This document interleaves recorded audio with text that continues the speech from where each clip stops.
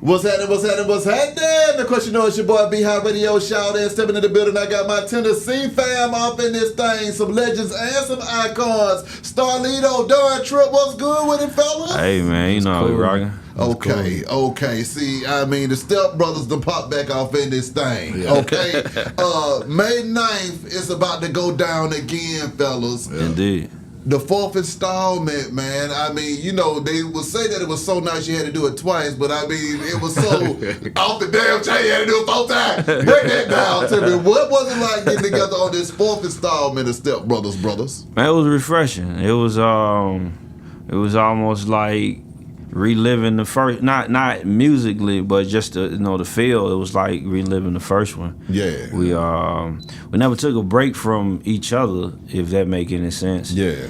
Even though we hadn't done a tandem project in quite some time. Mm-hmm. We ain't missed no time in between. Yeah. Us being family, us being brothers. Exactly. And I think it translates well on the project too. When it comes to being brothers in this thing, fellas, and y'all are in getting it together, is it like just coming home when y'all get together? I mean, it's just all love in there, or are y'all battling? Nah, it's more the first one. Yeah, it's more love. The battling aspect, we battling the game. Yeah, we battling the powers that be. Yeah, we battling the terrain of brainless, numbing music, because we giving you something you can feel. You know what I'm saying? This Step Brothers for Life is life music. Is man, what I was taught. I can't curse. Say what you feel. Okay. What I was taught, it's a whole world of people ready to whoop your ass. Ain't no need for you to fight with your family. Ooh. So that's how Those pretty much facts. how we rock. Yeah, so when we go in, even in a competitive sense, at this point, it's not even like if anything, I just know I gotta give it everything I got, because I know he gonna do the same, and Exactly. I'm sure it's vice versa. But other than that, I'm not sitting in. Even though some of the people in the studio, like the engineer, cameraman, or entourage, or so be it. Yeah. A lot of the times they don't really see it the way we see it. So he might go in and drop a verse, and everybody's like, "Oh man, he got you," and we like, all right. But we just working. And the way it happens, the very next verse or next song, they gonna tell him to say, "Oh, he got you." We're like, man, we ain't or keeping the same it. song. Nah, you caught Right. But for us, it's like comforting. It's comforting knowing, like, I know he ain't gonna have stuff. I know that he ain't gonna ever phone it in. Yeah. So like I said, vice versa. It's like, what am I here for if I ain't gonna give it all I got? Exactly. And it's more so like, shit, I only gotta do half the work. Come on. Exactly. Exactly. We want to move this table. It's a lot easier with both of us. With the fam. carrying it, True that. But I saw y'all in there with Drummer Boy as well, Yeah, fellas. for Now, sure. we know that Drummer don't fuck around when it comes to that production. So, I mean, what was the vibes like in there Shout with out to Drummer Boy. Man, it was a vibe, and we still working now. He loaded us up since then. Yeah. But he's a long time collaborator for each of us. Like Exactly. we met him individually and have worked together. He did a couple tracks on Step Brothers too. Yeah. And so that was cool to reunite. You know what I'm saying, in that fashion, get together. Like, we do all our music together in the same room. That's right. Like, all 4 projects, every song we've been in the same room. So That's hard. the same, we was down here in Atlanta. And pulled up on Drummer, and it was like clockwork, second nature. Man, and it was like a day's notice. That just showed how much mutual admiration we have for each other. Yeah. Because we hit him, we like, we in time, we try to catch it if we can. He's like, "Hey, what you doing tomorrow?" Yeah. And we're like, "Hey, let's make it happen." And you everybody can't get that, and everybody don't give that. Damn so, right. That alone was enough. Even if we would have left with no records, just to embrace me, that mean the world. Now, when it came to y'all, though, man, I mean, how the hell did y'all link up? What was it that made y'all, get together even before the music and say, you know what, let's go into the studio and crank this thing up? Man, we winded up crossing paths. I was on the road with Yo Gotti. Okay. And he made a stop in Nashville. And to make a long story shorter, You know, he was in the studio working. You know, we met then, and I want to say we got in the studio together maybe a few weeks after that. Mm-hmm. And initially, we was just doing a record together. Yeah. And I don't know, it was, man, it was.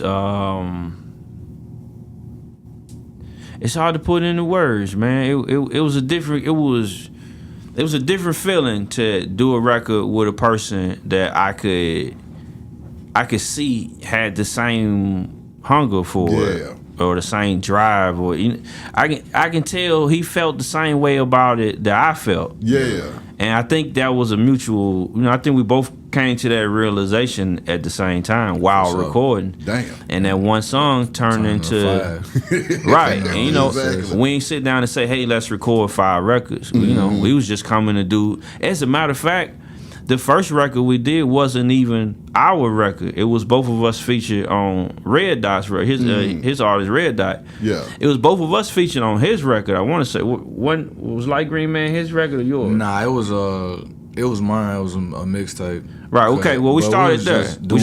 Yeah, we started with a mixtape record. You know, jacking for beats.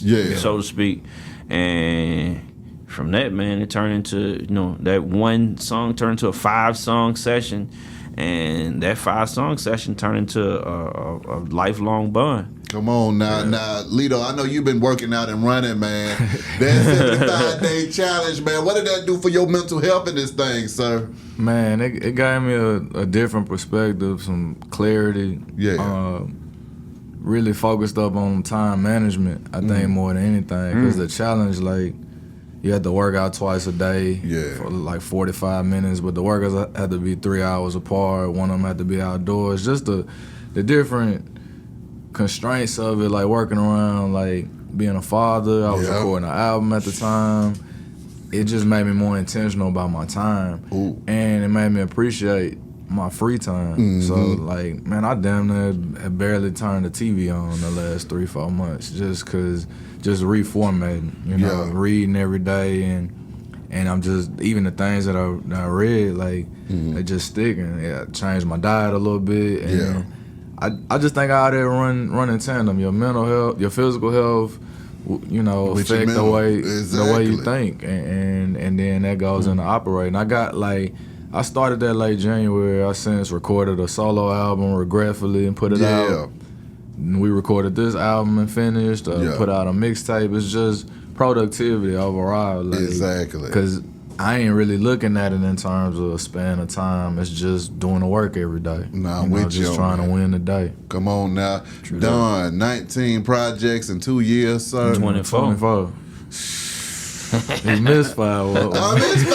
Hey, look. 24. Man, look, 24 takes. I'm not expecting anybody to be able to keep up with it. Oh, my God. But I look at the music like Netflix series.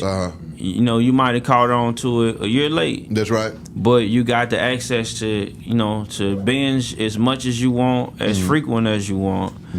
And, you know, and none of my music is in the, you know, is trendy or temporary or, you know, in that time. Yeah. So it's really, my music is really catered to emotion. So, you know, today, you know, you might be in one mood and this one record might stick. It might, you know, I think that's like 300 some songs. But this one record might stick and you only heard 12 songs. Yeah. I'm not bothered that you didn't make it to the 13th song or the 300th song. Yeah. Something stuck. So, you know, something lived with you. Yeah. And that's the whole, you know, that's what I'm here for. How do you feel like that affected that algorithm at the same time, though, too? Flooding the market with so much music. I shook things up. It definitely did that. But that's the talk to me. That's the most rewarding thing about it. Like, you know, he can tell you I don't much pay attention to numbers. Yeah. I think it's a thin line, you know, from you paying attention to your analytics and then you catering everything you do to your analytics. Yeah. I don't ever want to go in and say, you know, all right, this kind of song works the best, so let's do more of these kind of songs. I want to truly just create how I create. If that's what I'm feeling, that's what I want to do. And if let's say it's 2 songs and those 2 songs are the most popular, but there are 100 songs in between, then so be it. Yeah. I just want to be able to freely do what I'm doing. I don't think it would work if I made it become work. Yeah. So, when it comes to the numbers, I didn't sit down and say I'm going to do 24 projects in 24 months so I can make this much money or create this kind of income. I did it because creatively, that's just what I felt like doing. I feel that. And, I accomplished it. It was work in itself because, you got to be consistent. You got to maintain Damn this. Right. And, and that's a lot of music to make and a lot of producers to pay. So, Nick. So, with all that, with all that though, it was definitely rewarding. It turned things around for me.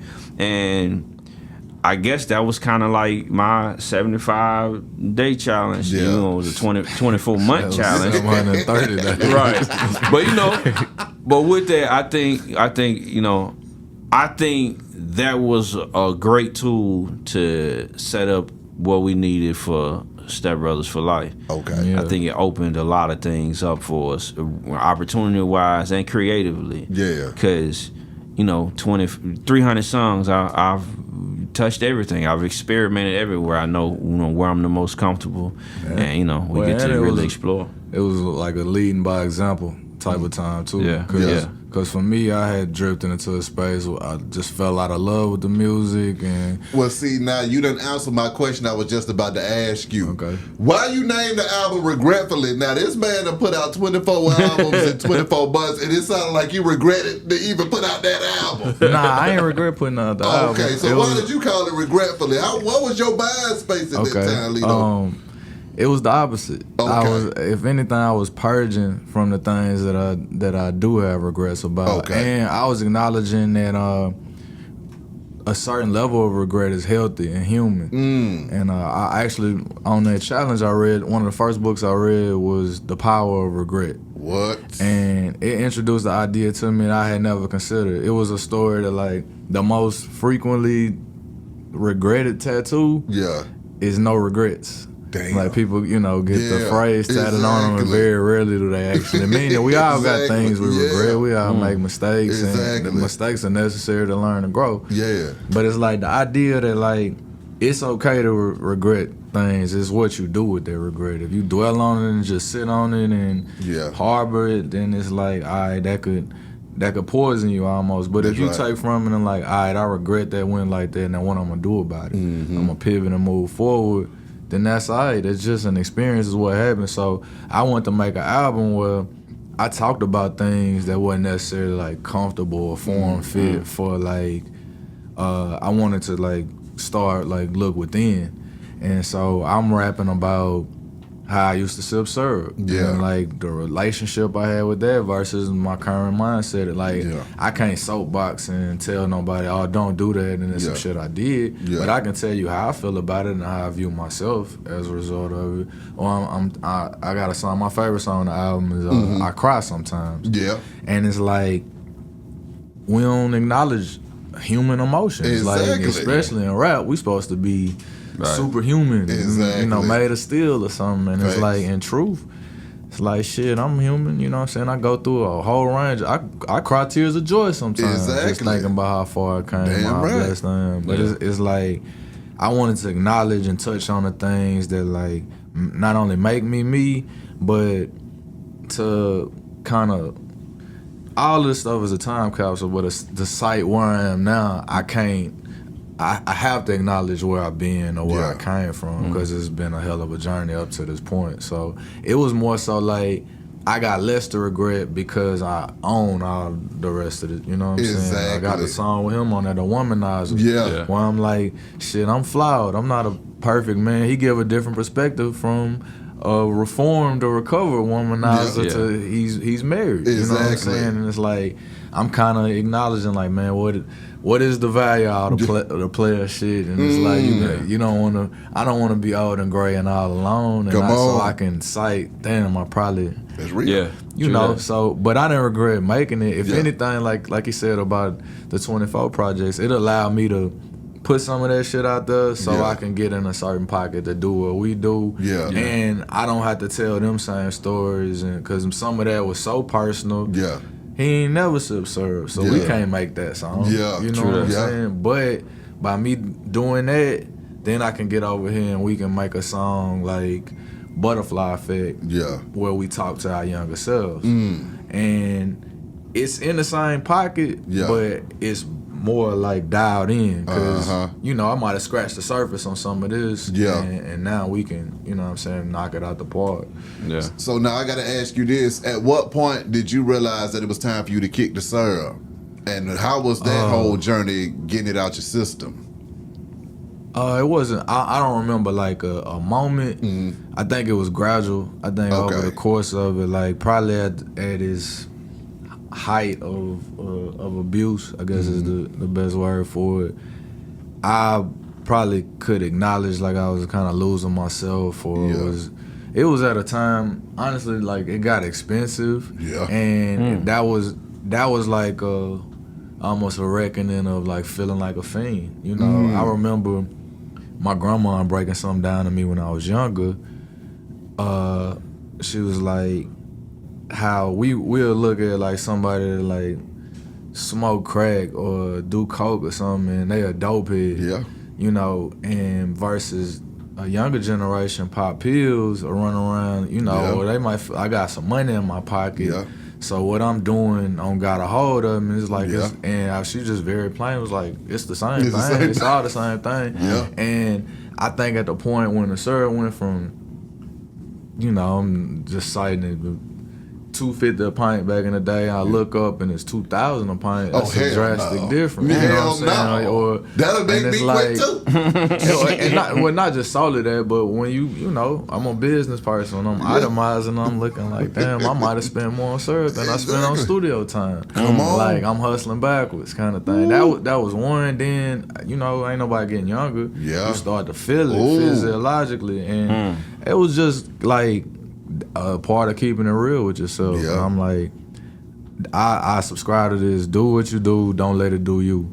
And I kind of, it probably was 7, 8 years ago. I just kind of realized it wasn't for me. But the same thing, I realized I promoted it in its own way. I got a mixtape that's the cover is a syrup bottle. My God. I love the project. I love the music. I mean, I hear it in my voice and everything. I was thrilled.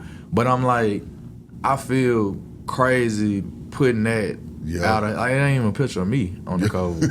and so, but I mean, you know, it is what it is. But I'm like, damn, if I could go that hard advocating for it, shit, I gotta kind of, you know, course correct.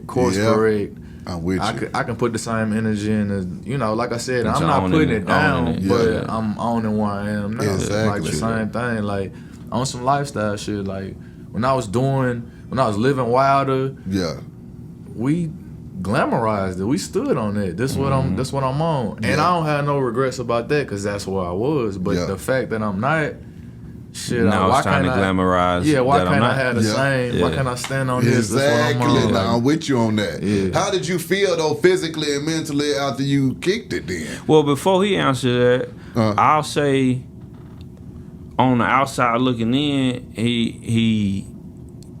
he seemed healthy or healthier, if that's it. I guess that would be the best way to say it.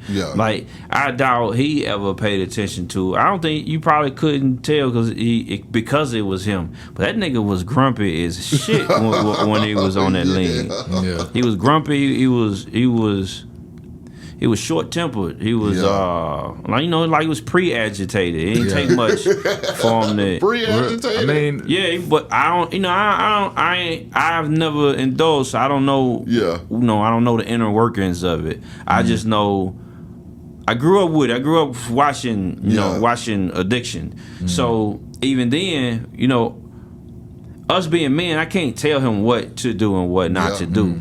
But I can say, you know, we've had times, you know, you look agitated, you know, you good, Craig? You know, because whatever just happened wasn't as big as you just made it. We can have that conversation. We wouldn't have that conversation with a third person. So, you know, family's family. But, you know, so when he shook it, I couldn't tell what changed, but I could tell something changed. And same thing, say, you good, Craig? No, something. No, nigga, now you seem happy. Right, you seem a little clearer. And he told me, I'm like, I support that. Again, I can't tell you what to and what not to do, especially because we both young black men. Well, we less young now than then. But either way, he experienced shit in his life same as me, and how he cope with it is up to him. I can't tell him how to swing it. Yeah. And my love don't change either way. I love him to death. Exactly. So to see him overcome it, and he can tell you himself, when it comes to sobriety, I don't know. I guess I advocate for that. I'm the proudest of the people around me when they sober. Yeah. I don't mean like you get what I'm saying. Well, I don't mean you can't go and have a drink and that kind of shit. I mean addiction. Yeah. And when sobriety means the world to me, because I want to see you. I want to see you last as long as you can last. Exactly. And I watched a lot of people time out from that shit taking over. That's and like real. you said, his ideology is do what you do, don't let it do you. Yeah. And I've seen it the other way around where it did them. And I mean, the other thing, like, just definitely is the most impactful. Like, I got a 6-year-old daughter. Yeah. And the idea of, like, I want to be around for her. Yeah. And so that means, lifestyle on a lot of levels, not just indulgence and stuff, but you got to be mindful of the company you keep, your surroundings, your environment, and otherwise. And then it's like, I would just want to be present, and I don't mean just physically present, like in a life, like I want to be there, aware, and otherwise. And exactly like you said, like, you don't, I didn't want something to have a hold on me to where I'm not, what I'm saying, where I need to be to fulfill my, my role, my obligation there. Like, I feel like I owe it to her for her to meet the best version of me. Yeah. And that pays a lot of the, the way I think, trying to, reform my mindset and otherwise. Because we were talking about it this morning with Scotty, like creating a different, a safer, better environment for our children than we had. Just because we grew up a certain way and saw certain things, it's like they don't have to. You know what I'm saying? We should be able to learn from that and do something better. Well, that's what takes me back to the butterfly effect, though, man. Okay. I mean, what was y'all telling y'all young ass selves in that song, man? Man, a couple of things. I don't want to get emotional. One of the main things for me was one of the things for me was my relationship with my brother. Yeah, we spent a lot of time bumping heads. Yeah, and you don't really know how much time you got with people. Yeah, and had I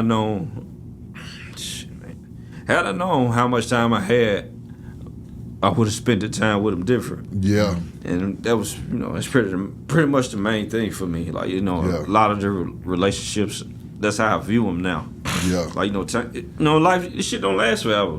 Well, no, I feel and when it time out, you ain't really got no say in it. Yeah. And we spent just about every day of our lives together and have, ain't no way to know that. Yeah. But me knowing what I know now, I would have spent more of that time with love instead of aggression and conflict. Yeah. And like I said, that's something I can't undo. I don't get to go backwards and do it. But if I could tell my younger self something, that's what I would have, like, man, this shit don't last forever, man. Exactly. Whatever it is, it ain't that, it ain't that severe, because that's all you got. Yeah. And that's a person I know my whole life. Yeah. So to have to put him in the ground was that shit still sting now. Yeah. Either way, that was just something. I think we had a conversation right before we did that record, and that's where that's where my head went. I'm like, man, if I could have told myself anything, man, I would have told myself to hug my brother, to diffuse some of that shit. We, like I said a second ago, we men, so. You taught to stand your ground. So a lot of times we take shit that ain't really, a nigga step on your shoe, now it's a shootout. And you got to get older before you realize this shit ain't even worth that. Yeah. And, it was me and my brother. And like I said a second ago, you know, after that, that's when it rang true that the whole world's against you. Why fight your folks? You know, they ready to kick your ass. Why you gonna help them? Yeah. And, you know, and like now, it's kicking my ass. But, and we had we didn't have a horrible relationship. Yeah. We had if anything, I would like to say we had a healthy relationship, but it could have been a whole lot better. Yeah. And, you know, I think that was because, you know, we taught to be confrontational. Yeah. And, you know, diffusing something is the last, you know, that never even pop in your head, you know. And a lot of things could have been resolved with just my bad, bro. And, you know, we could have left it at that. Instead of, you know, you aggressive, so I got to meet your aggression with aggression. And, you know, here we are with, you know, with things we regret that we can't undo. Yeah. So that's something, like, it touched me the most because I'm teaching my children this. I got children by different mothers, so you know, I had to teach them unity. I had to teach them that, you know, even though this person is not going home with you every other week, that person is your sibling. That's your brother. That's your sister. Right. If they didn't got you, they ain't got nobody. Come on. And, you know, it's an uphill battle, but that's why it means the most to me, because, you know, we could have spent our time in a healthier manner. Yeah. And now, the way I grew up, my brother's a year older than me, and my sister's 7 years younger than me. We grew up, you know, how we grew up. So by the time we was of age, we was trying to figure it out. We weren't being big brothers to our little sister. You know, we in the street, we doing what we doing, trying to survive. Yeah. And that just led to me and my brother not having healthy enough relationships with our sister. Yeah. And when he died, my sister hadn't spoke to him in 3 years. Damn. Right, so that's a different level of grief that I don't share with her, you know, but I gotta allow her the space to grieve. Yeah.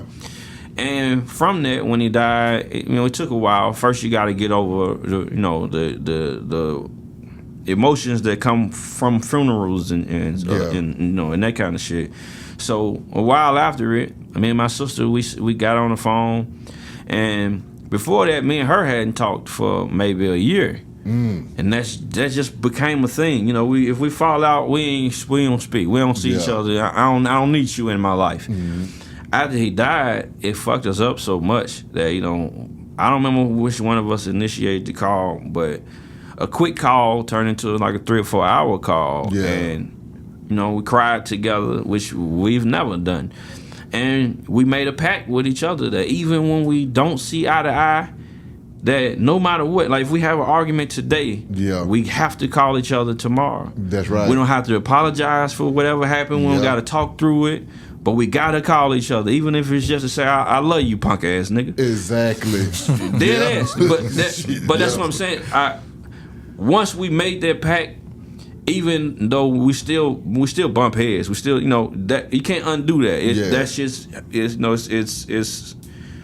it's been built from years of whatever's been going on. So you know, we ain't trying to go back and rewrite history. We just trying to make sure that from here to the end of it, that we do it the right way. So that was our pact. Like, no matter what, even if we can have a heated argument today, tomorrow we got it. Exactly. We have to call each other. Ain't no, I don't need this person in my life. Ain't no, you know, I don't got to deal with you. Fuck you. Yeah. We don't even use those kind of words now, but it took, you know, it took tragedy to come to that place. Exactly. And, you know, back to the record, that's that's what I would have told my younger self. Like, you know, I would have, you know, if anything, to prevent the grief, I guess, so to speak. But, you know, that's like the main thing I learned from that. I feel you on that. Get in here, Lito.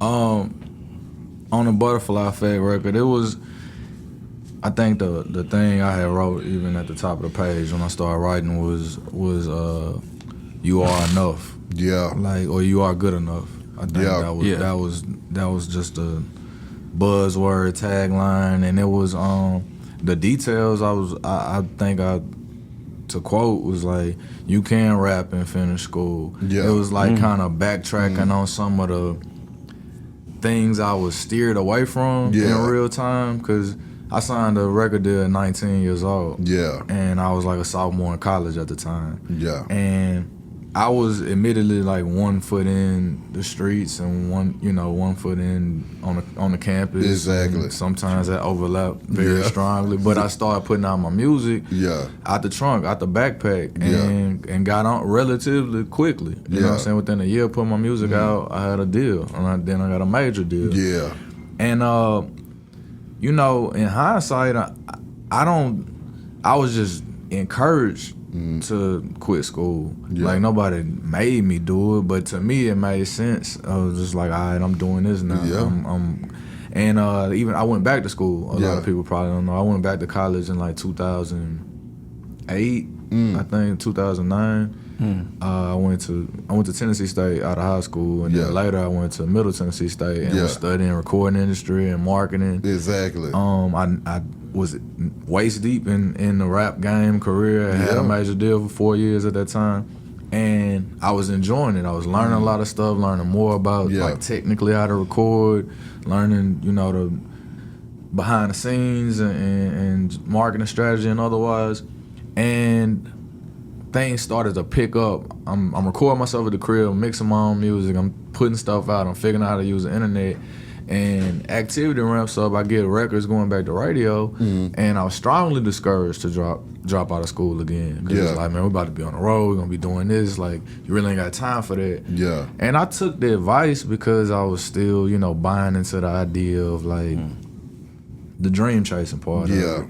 And in hindsight, looking back, what I would have told myself was like, why can't you do both? Exactly. You know what I'm saying? Like, there's no different than now. We're in a different place every day for about the next 10, 11 days. That's just the grind of it. That's just if that's what it takes to get there. So I'm like, looking back, I'm like, I just should have charted my own course or realized that, like, I had the brain trust, like, you, like, to say that, like, you are good enough. Like, it was the things I did up to that point that even got me in those rooms, that got me at the negotiating table, that got me in those situations. So I should have kept going for what I knew. And I'm there now. You know what I'm saying? If I got an idea, I'm gonna move on it. If I need help, I'm gonna outsource for help, so be it. But I ain't gonna, like, default to not being in a leadership position. And that's just, it's hindsight is 2020. True, as they say. But that was like the biggest part of it was not to second guess or doubt yourself. Cause I think a lot of times people can be afraid of success, and that make you a little bit more like malleable or like easier to be influenced. It's like, cause other people's idea of success that they project on you. Because there used to be times when it's like, I'm back home, I'm in the hood, and people like, well, why you ain't did this yet? Why you ain't did that yet? And I might have been comfortable where I was at and what I was doing. But that's, you'll start forming your own, a different view of yourself through other people's lenses. And it's like, nah, man, like, I'm running my race. Come on, man. I mean, another man that ran this race was Dolph, man. I mean, a lot of folks said that the first time that they heard Dolph was on that Gone with Starlito. Can you talk about y'all relationship for both perspectives on how y'all met Dolph and, the relationship with Dolph? Man, for me, my timelines is horrible. I don't know no dates. But I met Dolph early on, when he was buzzing in Memphis, when he was building the buzz, as a matter of fact. And we was definitely close friends. It was another kind of, I don't know, man. You kind of don't pick the bonds; they just develop. And Dolph was one of them people. Dolph was one of the people that was always genuine with me. Dolph went and got a what was that Dolph was driving?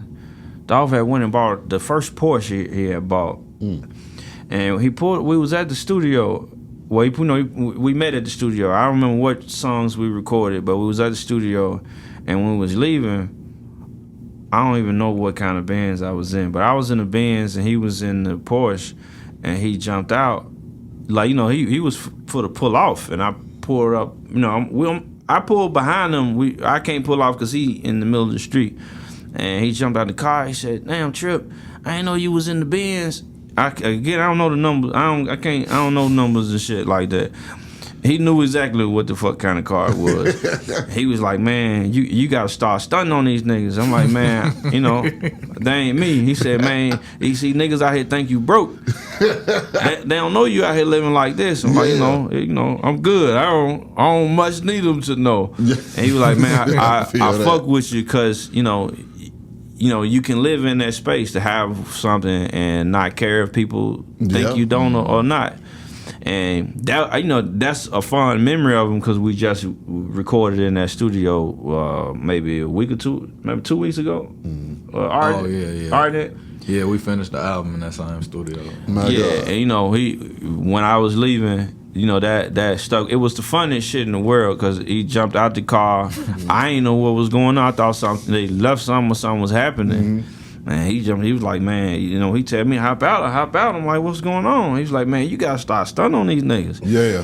And I don't know. Either way, Dolph was he just was a genuine soul. Like when he had his first child, I met him at his he had a show in Memphis. I don't like to party, so I came to the show. I want to say I did the same thing for Craig, but I brought him a baby monitor.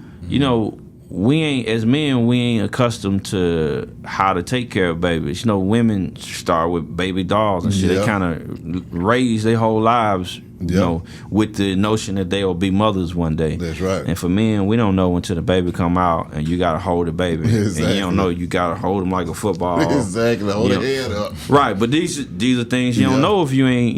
If no one taught you. In most cases, nobody taught you. Come on. And for them, that was I felt like that was one of the most needed resources that people don't mention is a baby monitor. And, so I brought him a baby monitor and the same deal. He was on some, man, that's why I fuck with you. Cause, it wasn't public. I ain't have y'all know how I rock. I don't show how I move on Instagram and shit. And he was like, you ain't had no cameraman. You pulled up so low and shit and, yada, yada, yada. But either way, that's just how our relationship was. Like, we spent more time in person than on record, if that make any sense. Yeah. And I'll let Craig tell you, his experience with Craig. I met Dolph 2011. See, I told you, Cole was I can't do that shit. I don't know what happened in 2011. Similar timeline. Like he was buzzing in Memphis. He had the streets on lock in Memphis, and I remember this like vividly. I was on tour with Zed Zilla at the time. We probably did like maybe 15 cities in the Mid-South, chilling circuit type of time. And I remember Dolph coming to I didn't know him personally. I had met his music because I used to be in Memphis all the time. And he opened a couple of the shows, just rap hustling, trying to get on. And I remember like one they was moving, like the promo game was intact. They had plenty of like physical units. He was doing what you needed to do at the time to try to get on. Like I knew right then, like him and the scene took what they was doing serious. He opened some of the shows down in like Mississippi and around, tri-state area from Memphis. And I rock with that. Then when I kind of got more hip to the music, I reached out with the Gone record. I was working on my Ultimate Warrior mixtape. I think it was like October, November that year, 2011. I hit him up. I sent him the song. And I remember this vividly. He sent it back in probably like 2 hours. And like right then, like that, it wasn't my first impression, but right away I was like, damn, he like dead serious about this. You know what I'm saying? Like him being like a street cat, a street rapper and otherwise. Like I said, he wasn't on yet, but to me, I'm like, I don't know if he was sitting in the studio or got up and went to the studio or whatever, but like I was in the studio and I sent it to him and then popped back up my email. I'm like, damn, like, and he smashed the verse. You know what I'm saying? Because I ain't, it was like a 32 bar verse or whatever. So I became a huge fan that day. My God. One, on that he killed the verse, but two, like, I rock with the idea that he take what he doing serious. Yeah. You know what I'm saying? And because for sure, like being indie and self-made, self-sufficient, ain't nobody gonna do the work for you. Exactly. And I was like, yeah, dude. I said it right then. I was like, he gonna get on. Like just, you know, we ended up shooting a video for it, and we was just rocking. You know what I'm saying? Ever since after that, like similarly, like to his point, he mentioned art and studios. Yeah. The true outro of our album is called Alternate Ending. We recorded at Art and Studios in Memphis. Yeah. And I start the verse mentioning like walked in the studio and heard the ghost of Young Dolph, because when we were wrapping up Step Brothers 2, we mastered the album at that same studio. And Dolph pulled up to the studio. Like he wasn't on the album. Yeah. Album was done. He pulled up on us, just smoking and shit, just chilling while we getting the album. Like we ain't even sitting in there with the mastering engineer. We in like the courtyard. We sat out there and all us talked for a couple hours. And bro was like so adamant that day. This is 2013. So this after we've been working for like down to 2 years and did hella shows together and etc. Bro was like, man, y'all gotta keep doing this. Like, he ain't even heard the Step Brothers 2 album. Yeah. He just knew that's what we was up there doing. He was like, man, this shit y'all do together, like, man, it's special. Like, got like probably 20 different times, like, y'all gotta keep doing this. Like almost like making sure we taking what we doing serious. Yeah. And it was like overkill. He said, you know, one other time we was at Benihana, he kept telling the chef that this shit weak, This man. shit weak. This shit weak, man. This shit, Like this shit weak. You know, he had something, so he repeated the whole other Exactly. time. But anyway, that day when we was doing Step Brothers 2, we're finishing, he was just like, it was almost like our biggest advocate, our biggest fan. And you know, that conversation that day stuck with me. And another thing happened right then. I had started working with Empire like maybe 2 months prior. Yeah. And that day we was chopping it, and I was kind of trying to connect the dots with Empire and what he had going on the strength of like the way that we moved business-wise and structure was so similar. And right away I had got with Empire, and the first project I put out with them called Turkey, like charted on Billboard. Crazy. And right away I was like, man, they do good business. And they had a good setup for somebody that was like hands-on. Okay. And so I'm like, man, you know, these good people, you probably, and he was like, man, you think so? And made the connection. Like, I ain't want $1 for it. You know, either I ain't want no finder's fee. I didn't, you know, that it was offered on they, like, respect to them. They offered to turn me in out of they cut. And I was like, nah, I just think I had the same conversation with them. Like, hey, y'all should check out this dude. And he ended up doing business with him, like big business. You know, obviously with the superstar status. But all that happened that day in Arden. So when we was finishing the studio, that probably was only the second or third time I had been at that studio since that day. I just like, it was like a flashback kind of thing. When I walked in, it's like all that kind of hit me. My God. And so, you know what I'm saying, I mentioned him on the outro, and same thing. I had never heard that story. Him jumping out on him in the Benz, but it was always like that, man. Just good energy from that first record and even that first video. Like, we went to 2-3 spots, you know, around Memphis, just jumping out over the course of 2 days. Like, whatever it took to get the job done. Anytime I put bro on a play, like, he was all the way with it. You know, him and Daddy will return the favors and line me up to make a bunch of money over the years. And it just was like kindred spirit kind of thing. So how did it impact y'all when he passed, man? Man, you know what? That shit hit hard. I got one of my peoples is EMT. Hey, is that what you call EMT? Yeah, I guess so. The ambulance. Paramedic. He knew the people. He was co-workers with the people who responded on the scene. So he called me like fucking 5 minutes after it happened. And he beat the news. So him telling me, when he told me then, like, you know, it didn't seem real. And I'm like, man, no, of course, my initial statements, man, stop playing. Yeah. And, you know, we don't play like that anyways. So, you know, I know he's not playing. I'm just hoping that he just got it mixed up. Yeah. And he was like, no, you know, it's what I'm telling you it is. So when he told me, I knew it was, you know, I knew he wasn't making it. I wish that he was making it up, but I knew he wasn't making it up. Yeah. So, you know, I had to, you know, I took a moment to gather myself, and I'm like, man, you know, it just, shit was weird. Mm-hmm. But I knew that the way I felt about it, our friendship and their friendship was pretty much the same. Mm-hmm. So it's like, shit, I gotta tell Craig. And I'm like, man, you know, I don't want to tell him this.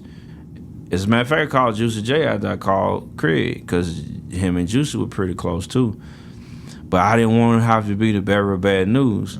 But we in a time now where shit goes straight to the internet, and you know they gotta put your body on there and all kind of shit.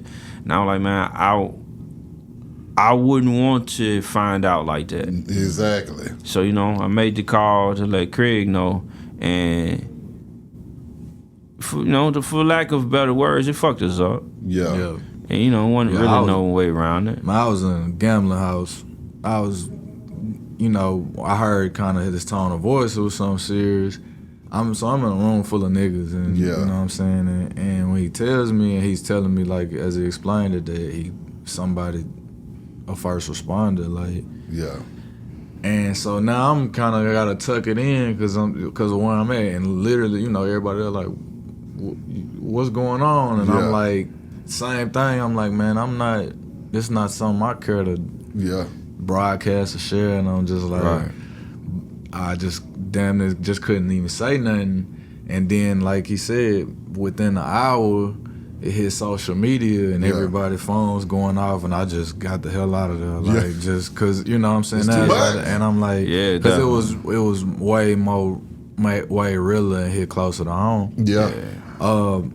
Man, the impact of it, like, other than just being just sad, this is the only word that ever comes to mind, was like, I felt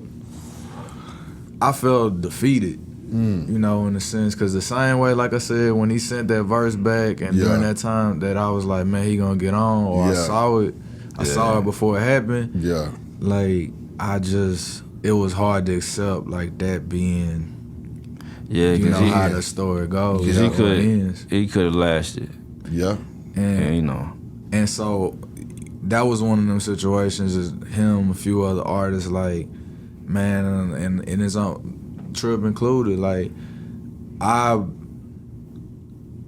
don't know how to say it better, but I lived through their successes. You know, like whatever heights they go to, like it lifts me up. It's uplifting to me. Like Lil Baby behind you on the plaque on the wall. It's a lot of people just through my interactions with them, like, that I want so much greatness for them, or I see it, or whatever they do, I'm like, I'm proud as like a homie, and I'm super happy to play whatever small part I might have you know, played in their journeys. And with that, I just, like, you know, he was like one of us, a peer, a homie, a brother, a friend. True. I was so crushed as a dad, you know what I'm saying? And that's just, you know, the streets are like that. That's always my first thought. I was like, damn, what about them kids? Exactly. And even more so as a dad. And I'm like, I just kind of retreated to, like, man, I don't want to do this shit no more. Because if this would come with, you know, rising to certain heights. And it took me a while, like I said, him leading by example. His work ethic and his drive helped pull me out of that space as a reminder, like, man, what are you doing with your gifts? You know what I'm saying? It's you taking, you're not living within your purpose if you take it for granted, or you not sharing your gift. Exactly. But that full circle moment, just to, you know, bring it all home with the question at large, and that, like, that session, that song that ended up being the conclusion of our album. Like I said, I felt like we were doing our just due to make bro proud, that we picking this up. Yeah. And moving. I feel like we're going harder than ever, you know, with the new project. That's how I felt in the studio. It was like chill bumps because I had a lot of other memories in that same studio, in that same room as well. Yeah. But I was like, I could hear those words of like, man, this shit y'all doing special, like, and I'm like, yeah, this we on course, you know what I'm saying? We back on track for what even then in real time and his physical presence here with us. And I don't think he would want anything more for us than for us to do what keep on going, do what we're supposed to be doing. True. So. Exactly. I got to ask y'all about Womanizer though, man. I mean, being two men on two different sides of the spectrum, what is that like? Don, as a married man, do you look at Lito and say, Lito, you over there having the time of your life? Lito, as a single man, and you look over there at Don and say, Don, you over there having the time of your life? How do y'all, discuss those things? Because married men don't know. Single men don't know what married men going through. I mean, it's two different, dichotomies we got going on here. Well, that's a good question. I think I express it quite a bit with them. Well, at least my experience. I think that shit like snowflakes. No two marriages are the same. Yeah. But I think that's like the key ingredient for it, because until I met my wife, I ain't have no aspirations of being married. So I can't sit and tell you, it's perfect match or soulmates or I never looked at it like that in no shape, form, or fashion. I just, I sat and at some point I realized I enjoyed my more time with her. Well, I enjoyed my time more with her than without her. Yeah, I was trying to see how to word that, but exactly. Yeah. So from that, I'm like, shit, I don't know how old I was when I got married. I don't know how old he is right now. No, man, no. Hold on, I want to say 2021 is when I got married. When Piff died, 2020. So 2022 is when I got married. 22. Okay. How the hell he was there. I was there. But either way, look, man, the marriage is expensive. Yeah. So, the wedding is, marriage is expensive too. But the wedding was fucking expensive. Yeah. So I remember them receipts. I might not remember them dates. I remember them payments. Oh, those numbers stick with you. But either way, I don't like, I don't push it on them. Yeah. I don't believe in that. I think what's for you is for you. It'll happen when it happened. And, I was old enough and mature enough to say, this is the next step for me. And just because it was the next step for me at whatever age or whatever point in my life I was at, don't mean the same thing for him or anybody. Yeah. And even with that, I think the relationship we have and have had prior to me getting married, I think that's why we both able to respect each other's side of the spectrum. Yeah. Like, he can tell you I don't judge him living a single life. I don't miss it either. Mm-hmm. And vice versa. He don't judge mine, and he ain't. Prospectively, like we was talking about the syrup. And like what he observed, his perspective was like, you lighter, or you not as, not as hostile, or cranky, irritable, whatever. It's interesting even hearing that, because it's like you don't see yourself necessarily in real time. It's the same thing. Like, he's happier. You know what I'm saying? Like I remember him telling me that he was engaged. Yeah. Or, introducing his fiance. Yeah. Even, and I'm like, obviously it was the first time that kind of introduction was made. Yeah. And as the wedding getting planned and asking me to, hey, go get measured for a suit and we're doing it on this date, etc. And all the way through, even to now, like, it's like he different. Yeah. You know what I'm saying? And one, I'm happy. I'm happier if he's happier. Yeah. Because with that, peace, resolve, focus, and you know what I'm saying, it like the same things he's saying, like, okay, you used to act like this, and now, like, it allowed for our creative space and professional space. I mean, like, ultimately we business partners on a certain level too, True. It's like I observed those differences, and even creatively, it's I don't know if he wanted me to say this, but he don't say certain lyrics on stage you done took anymore. the too short out your lingo now. It ain't no more. Yeah. No, but some specifics. Oh, okay. oh yeah, well, yeah, it's a line, and I don't even know what song that's on. See, this nigga don't know nothing. I think, man, 5 times. Listen, it's a big cloud in my brain, He man. said, I said I would still fuck Stacey Dash, he don't and this say is a it record no that more. we still perform. Yeah. So I But gotta say out of it. respect, but out of respect for my wife, I Yeah. don't say that Yeah. because. I mean, you mean the words are the words to say that I would steal. So if I said it right now, I'd be declaring that Yeah. I would steal. Yeah. But I wouldn't steal. Yeah. And I think I said this last night, but when I got married, I learned even more. Well, I guess it reinforced my philosophy that you gotta treat people the way you want to be treated. So even in interviews, it's certain, I don't speak about past relationships. I don't, in music, that's a different thing because I'm giving you a story. Yeah. But, I try to steer away from that. I try not to, I'm on a human Start no show. shit.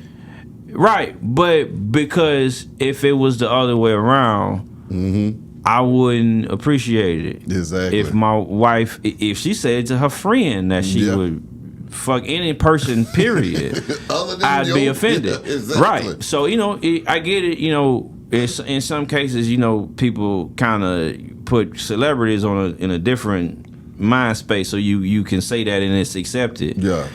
Thing about that is I'm mildly a celebrity. So now I don't see any scenario where I would meet Stacey Dash because she's more a celebrity than me. But in my wife's head, I'm a celebrity too. So, it's not as unlikely as it would seem. Yeah. And you kind of got to respect her ideology. So with that, I don't want to go saying shit that's going to make her uncomfortable, even if it's, in theory. Yeah. And, vice versa, because I know I wouldn't like it. I wouldn't appreciate it if it was the same thing. Same for like other, older relationships. I wouldn't appreciate hearing my wife go on for 2 hours about her ex. Well, why? We married. That shit, the past is the past. It's a closed book. So, I try to, give the same thing. Lito, are you enjoying this single life? That's what I'm trying to figure out as a married man over here. Are you having the time of your life or what? I was trying to steer away from that part.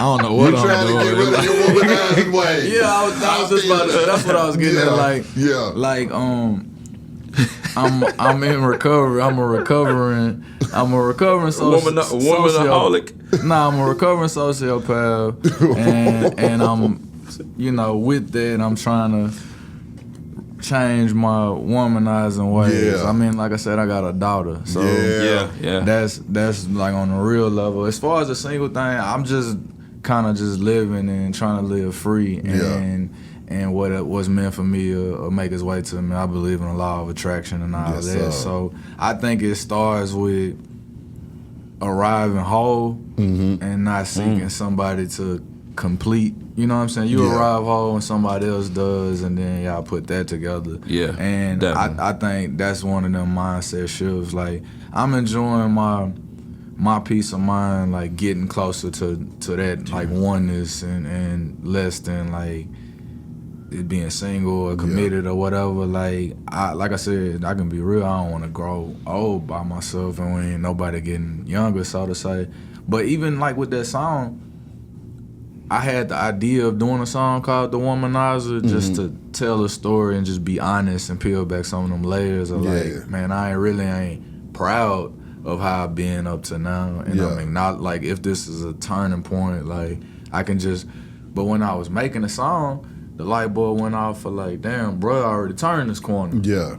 So rather than me trying to tell the story from like where I hope to be or aspire to be, I know somebody that is actual example. Exactly. And then of course I know what he gonna do rap wise. Come on. So it's like an opportunity for him to tell his story the same way like I can say I used to drink more drink than y'all could dream of drinking. And I don't. And here I am. I'm still okay. You know what I'm saying? And the same with him to be able to say like, this is where I am, and I'm better than ever, happier than ever. And it's like that's more aspirational than me just dreaming it, fantasizing it. And the same with this album. Yeah. We got records that tell like a full broad spectrum of those stories. We got a Mitchell and Ness record that's more like the breakup, the bitterness, the vitriol that come with that. Cause we've lived it, we've experienced it enough to tell that story. And then we got a song like But I featuring Robin Right Now that's more progressive. That's more like light and uplifting on a like prospect of togetherness. You know what I'm saying? And like even that's like Robin is kind of the call and response. It don't actually have a true chorus. She's more so like got verses in between our verses, so it's like a back and forth. And like we talking about, our perspectives aren't the same. You know what I'm saying? And but like that was a real dope record to see it in, because we even got the female perspective, you know, in the mix of it, of like, well, this is how a woman might feel about your ways. Or it's like, damn, I'm being as patient as I can with you. And you know, but his verses is like a married man, like this, I'm all in, this one I'm at, and we ain't doing nothing else. Exactly. You know what I'm saying? So we toughen this out, and I'm standing on it too. Come on. I'm still kind of like, hey, bear with me, or you might be as crazy as me because you still here. But it's like it all goes together. You know what I'm saying? Like I said, for life, we making life music. It's the human experience overall. Like true that. Well, no, you just summed that thing up right there, fellas. I mean, with that being said, how can people contact y'all? And are there any other things we need to be looking out for with this Step Brothers 4? Well, Step Brothers for Life, May 9th. My socials is at Mr. Dunn Trip on just about all of them. Craig. I'm Starlito Grind Hard on Instagram, Lito615 on Twitter, X, whatever it is. I'm Starlito Grind Hard on TikTok as well. YouTube's Grind Hard TV. Yes, sir. Get to grindhard.com. You can pretty much get anywhere else. Indeed. Get them tour dates, merchandise, all that. Yeah. That would be the other thing. The Come tour, on with it. The tours, you know, we gearing up. We adding dates daily. Yeah. So if you want us in your city, you gotta get with them promoters so they can hit our line and we can make it happen. Hey man, I'm here for it. Well, fellas, as always, appreciate y'all putting up on the play of this thing. Indeed. Already, man. Beehive Radio, shout it, Starlito, Don Trump.